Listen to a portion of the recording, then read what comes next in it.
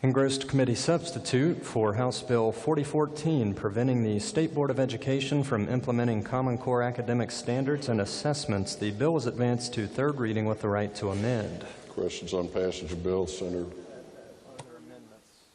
Are there amendments? Yes, sir. The Committee on Education moved to amend the bill on pages 5 through 7. Senator from Preston. Thank you, Mr. President. I ask unanimous consent to withdraw the committee amendment.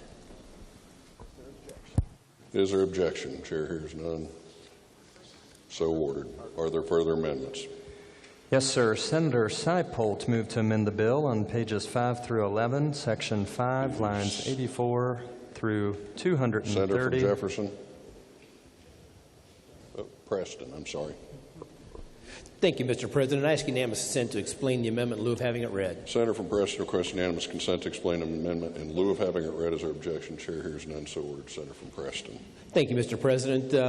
This amendment comes from the Education Committee, and it revises the membership of the Academic Standards Evaluation Panel by requiring that the deans responsible for the math programs, the deans responsible for the English programs, and the deans responsible for the science programs at WVU and Marshall each appoint one member, by providing that any dean that is responsible for more than one of the three programs are to appoint one member from each of the program he or she is responsible for, and by requiring that the chancellor of the HEPC or his or her designee to serve as the ex officio member and be responsible for facilitating the work of the panel.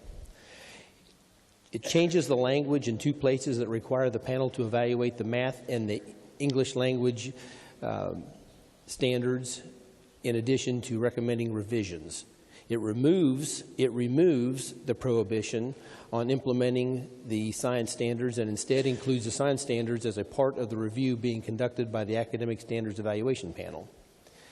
It requires the panel to use facilities, staff, and supplies provided by the HEPC.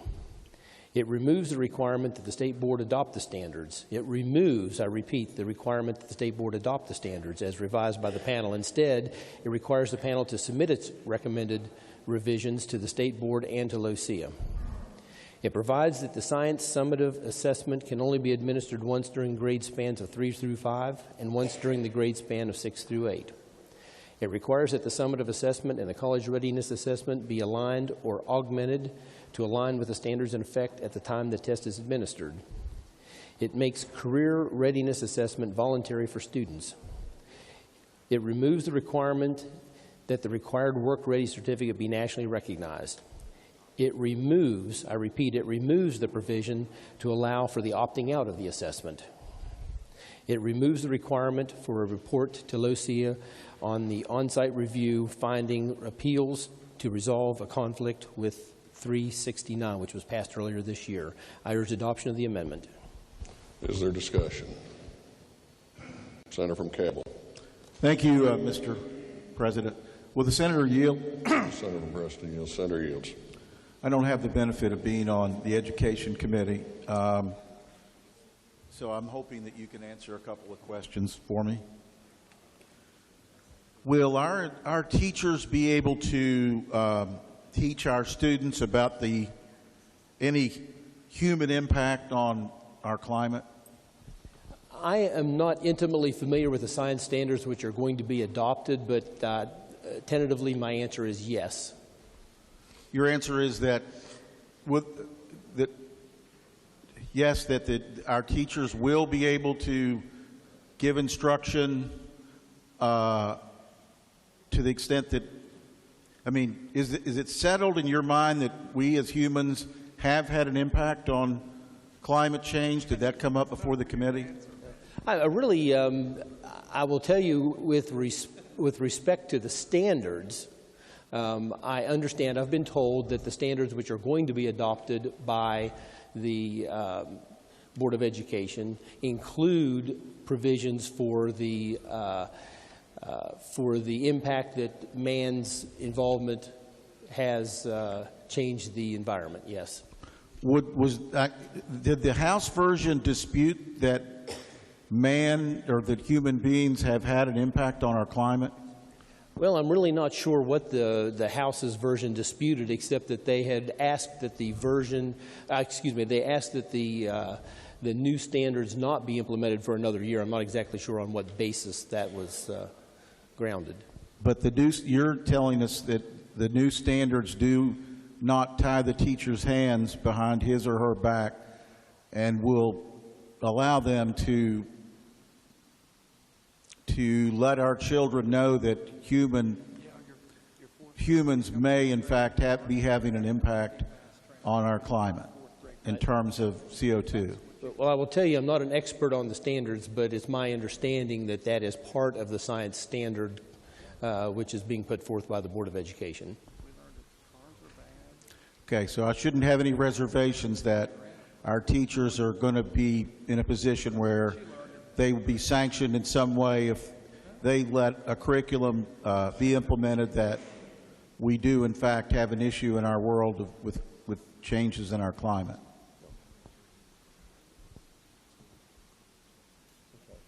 Senator, are you aware that this amendment that we are voting on removes the stay on the science standards, which allows them to be implemented? I was aware of that, but just from media reports and my own cursory reading of some of the comments from the other side of the building, I just had the questions that I wanted to make sure that our teachers are going to be able to allow our students to keep up with the rest of the country when it comes to science. Okay.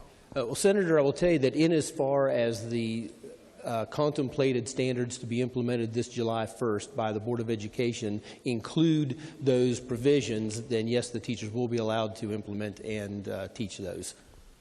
Thank you. Is there further discussion? Further discussion? If not, the question is on the adoption of the amendment offered by the senator from Preston. All those in favor will say aye. Opposed, no. The ayes have it. Declare the amendment adopted. Are there further amendments to the bill? No, sir. If not, the clerk will read the bill a third time. Engrossed committee substitute for House Bill 4014, preventing the State Board of Education from implementing Common Core academic standards and assessments. Third reading of the bill. Questions on passage of the bill. The senator from Preston. Thank you, Mr. President. First of all, I'd like to mention that the short title of this bill is now inaccurate. Although that bill started out as a prohibition against the implementation of Common Core standards, it in fact does not do that now. The bill is amended by the Senate Education Committee, adds digital literacy to the list of areas that the State Board is required to adopt high-quality education standards for. It sets forth legislative findings relating to constitutional educational requirements and defines academic standards. Recognition is also made of the State Board adopting what it represented were academic standards in the ELA and math that are no longer aligned with Common Core state standards. The bill establishes an academic standards evaluation panel and requires that the deans responsible for math, English, and science at the respective West Virginia University and Marshall University shall appoint one member each to that academic standards evaluation panel. It also requires that the HEPC chancellor or his or her designee to serve as an ex officio member and be responsible for facilitating the work of the panel. The panel is required to evaluate and recommend revisions to the standards. I will repeat that, evaluate and recommend revisions to the standards based on empirical research and data to ensure grade level alignment to the standards of states with proven track record of consistent high-performing student achievements in English language arts on the NAEP and in mathematics on both the NAEP and the TIMSS International Assessment. They will review the next generation content standards and objectives for science in the West Virginia schools and recommend revisions. I will repeat that. They will recommend revisions. Thirdly, it removes the Common Core strategies that require instructional methods. Fourth, they will use facilities, staff, and supplies provided by the HEPC. And fifth, it is to submit its evaluation and recommended revisions to the State Board in Lucia by October 1st, 2016. The bill also requires that the State Board withdraw from the Memorandum of Agreement entered into with the Council of Chief State School Officers and the National Governors Association for Best Practices, which required the State Board to agree that Common Core represents 85% of West Virginia standards in English language arts and mathematics. And second of all, withdraw as a governing state in the SBAC. The bill also requires that any academic standards adopted by the State Board, first, be age level and developmentally appropriate, particularly as it relates to the sequencing of content standards and the measurement of student academic performance. Second of all, be free of instructional strategies. Third, meet national and international benchmarks empirically proven to increase and sustain student achievement. And fourth, be based solely on academic content. The bill also includes the provision relating to requiring LOSIA to review the proposed rules relating to the academic standards. Relating to assessments, the bill removes the following: the requirement that the State Board promulgate a rule establishing the comprehensive statewide student assessment program, the requirement that the State Board align the comprehensive statewide student assessment with the college readiness standards adopted pursuant to Chapter 18, Article 2, Section 39, or develop other aligned tests so that the progress toward college readiness in ELA and math can be measured, and authorization for the State Board to require the students' proficiencies by measured through the ACT Explorer and the ACT Plan. I'll repeat that. The bill removes those provisions. The bill requires that beginning in school year 2016-2017, the State Board review and approve the summative assessment system for administration to all public school students in grades 3 through 8, and once in early high school that assesses students in English, reading, writing, science, and mathematics. It further provides that science can only be administered once during the grade span of 3 through 5 and once during the grade span of 6 through 8. The assessment is to include those students as required by IDEA, and Title I of the ESEA.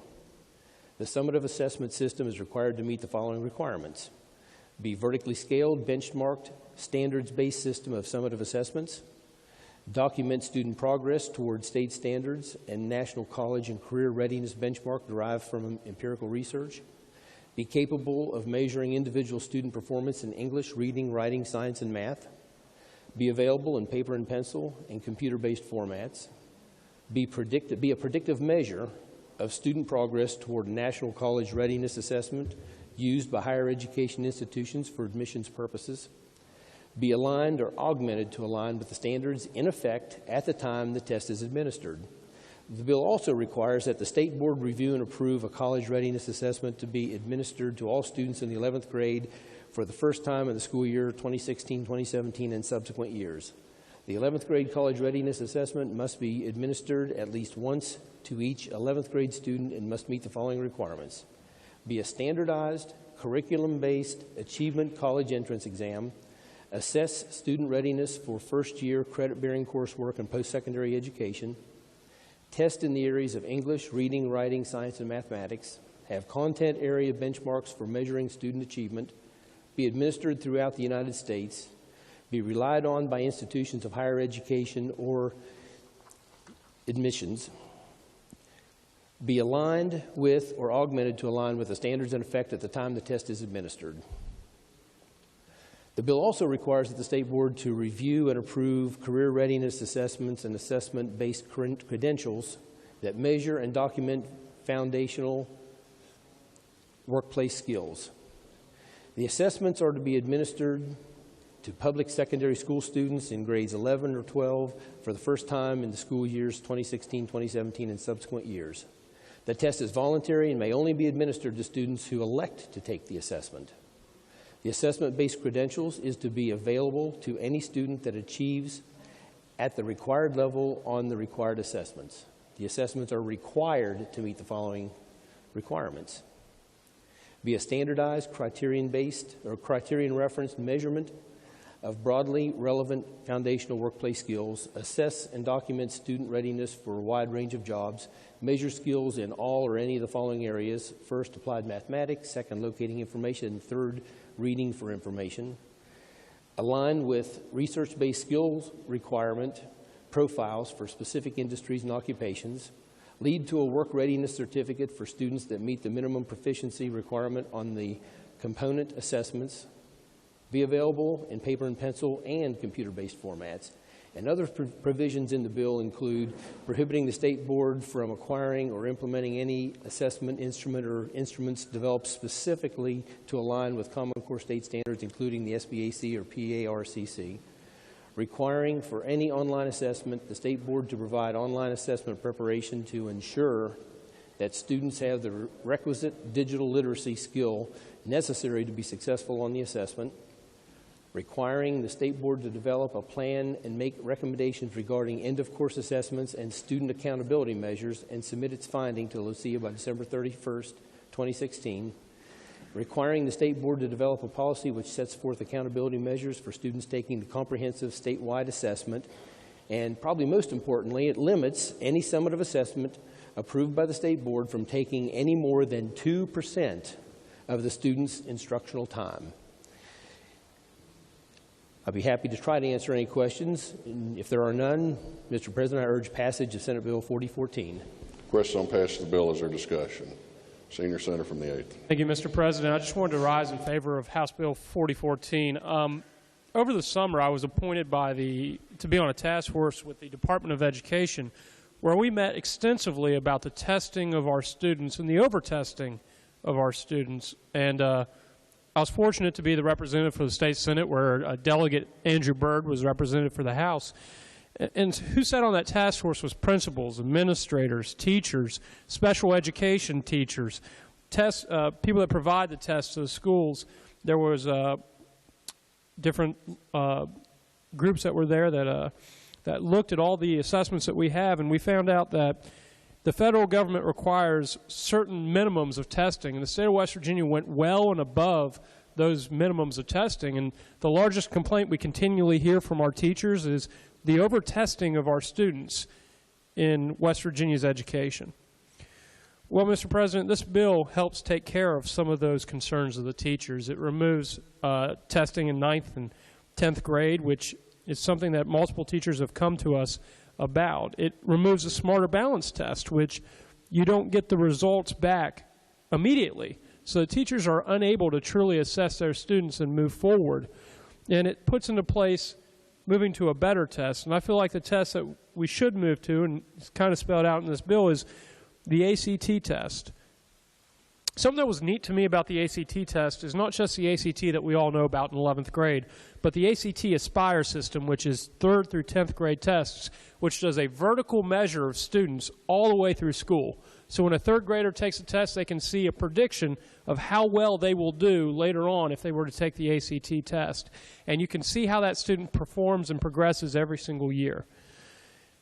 I had a chance to listen to some of the testimony in the Education Committee, and I don't know how I found the time with how busy that we stay here and not serving on the committee, but somehow things seem to align where we can listen, and some responses were done about the ACT were just unfactual.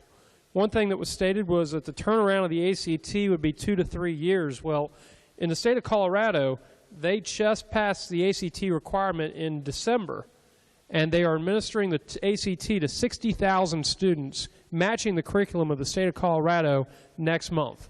Their turnaround is 4 months, and the turnaround of the test scores is only a couple weeks as opposed to 5 months with the current tests that we're offering.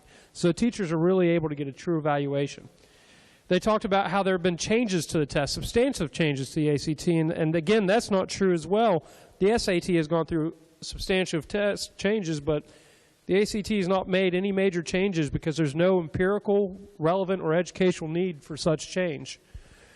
The ACT and ACT Aspire has been compatible across states. They conform to the standards as placed by the boards of education of the states. So the test evolves to meet the standards regardless of what they are by the states they're in, and they're in 21 states. You know, one of the great things about the ACT that the other 21 states have found is that whenever their students took the test in the 11th grade and the state paid for it, some students found out that they were actually able to make it in college. They were actually able to get the scores that otherwise they wouldn't have taken the test. So in other states, they've seen students go to college more often when that's been the final end-of-the-year exam. And we're fortunate in West Virginia where our promised scholarship is tied to ACT scores. So I really think that from serving on that board, from working with teachers, to working with individuals that work with special education students, working with principals, working with everyone, the ACT seemed to be above and beyond what they would have recommended had we been able to make a final recommendation out of that board. And I can speak confidently to that. So, Mr. President, I really do urge adoption of this piece of legislation. I commend the chairman of the Board of Education Committee for all your tireless work. Thank you, Mr. President. Further discussion? If not, the question before the Senate, shall the bill pass? All those in favor vote yea. Those opposed vote nay. The clerk prepare the machine.